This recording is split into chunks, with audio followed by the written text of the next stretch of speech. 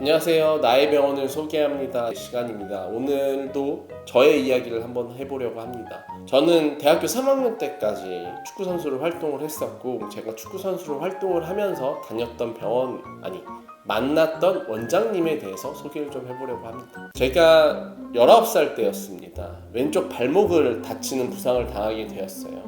동네 일반 정형외과에 가서 치료를 받았고, 엑스레이 결과 뼈에는 문제가 없고 인대 손상인 것 같으니 한 반깁스하고 2-3주 정도 쉬고 나서 다시 운동을 하면 될 것 같다라고 진단을 받았어요. 그래서 치료를 받고 한 2-3주 정도 지나서 다시 운동을 복귀하고 몇 개월이 지났더니 똑같이 또 왼발을 다쳤어요. 그렇게 또 반깁스를 하고 또 뭐 한 3-4주 정도 깁스를 하고 또 복귀해서 또 한두 달 지나고 왼발을 또 다친 거예요. 그러니까 일상생활에서 흔히들 다치는 발목이 접질리는 부상을 당한 거고요. 이거를 반복해서 다치다 보니까 이걸 그대로 두면 안 되겠다. 좀 잘하는 병원, 좋은 병원에 가서 치료를 좀 다시 받아야겠다라고 생각을 해서 당시에 을지병원에 계신 이경태 박사님, 족부 정형외과를 운영하고 있는 국내 유일 병원이었어요. 그래서 이경태 박사님을 처음으로 뵙게 되었고 왼쪽 발목 수술을 하게 되었어요. 이게 저의 첫 번째 발목 수술입니다. 저는 당시에 오른발도 사실 좋지 않은 상황이었어요.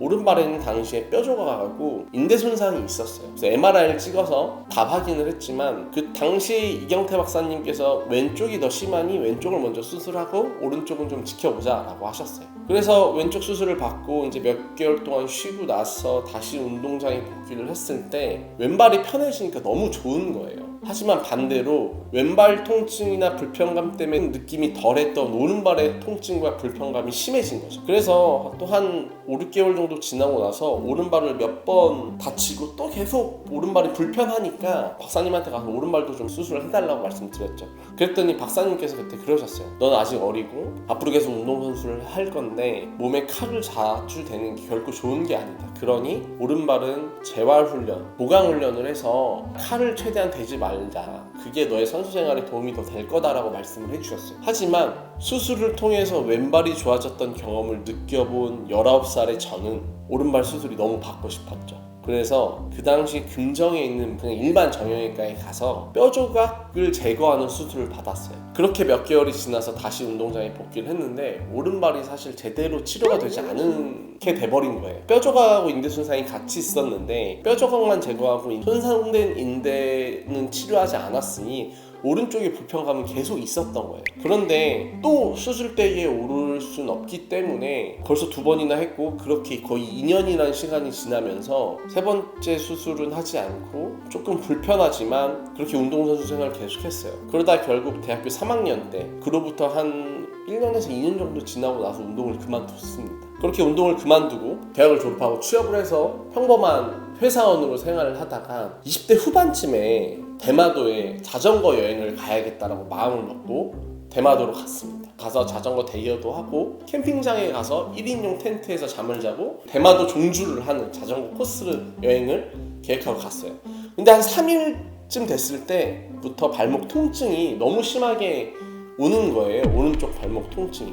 당시에 저는 운동을 그만둔 지 거의 한 10년도 지난 상태였고 좋지 않았던 발목에 무리가 가면서 걷기도 힘들 정도로 갑자기 통증이 오는 거예요. 그래서 한국에 돌아와서 결국 다시 이경태 박사님을 찾았고 연골도 손상이 되었고 인대 손상도 있다. 그래서 손상된 연골은 조금 제거를 해야 하고 손상된 인대는 다시 재건을 해야 될 것 같다라는 진단을 받아서 세 번째 수술대에 오르게 되었습니다. 사실 세 번째 수술은 하지 않았어도 됐을 수도 있어요. 그런데 그렇게 대마도에서 다치고 왔더니 걷는데도 계속 불편한 거예요. 그래서 앞으로 내가 더 나이를 먹으면 더 힘들어질 수도 있지 않을까? 라는 불안감이 있어서 결국 수술을 결정을 하게 되었고 치료를 받았습니다. 그렇게 저는 총 3번의 발목 수술을 받았고 이경태 박사님께 2번의 수술을 받았습니다. 그런데 제가 이러한 과정을 겪으면서 2번째 수술을 하고 싶었을 때 원장님께서 하셨던 이야기, 너는 아직 어리고 앞으로 운동도 계속 할 거니 수술은 최대한 피하고 재활과 보강훈련을 좀 해서 유지해보는 게 어떻겠니? 라고 얘기를 해주셨을 때 그 얘기를 제가 잘 들었다면 조금은 다른 결과가 있지 않았을까? 세 번째 수술을 하지 않아도 되지 않았을까? 또한 두 번째 수술도 하지 않아도 되지 않았을까라는 생각이 들어요.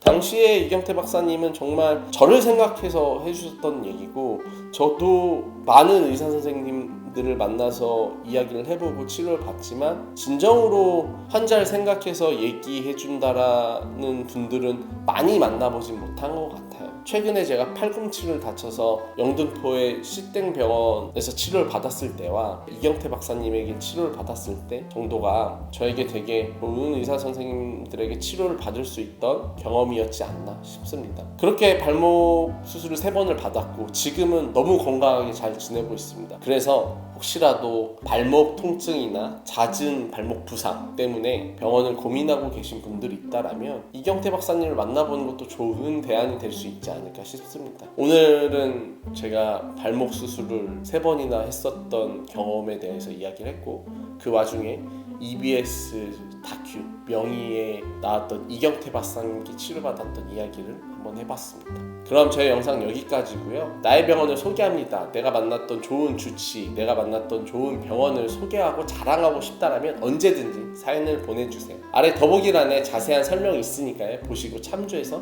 보내주시면 됩니다. 채택되신 분들에게는 10만원 상당의 백화점 상품권을 보내드리고 있으니까요. 구독자분들 많이 참여해주세요. 좋아요와 구독, 알림 설정 필수입니다. 영상 봐주셔서 감사합니다.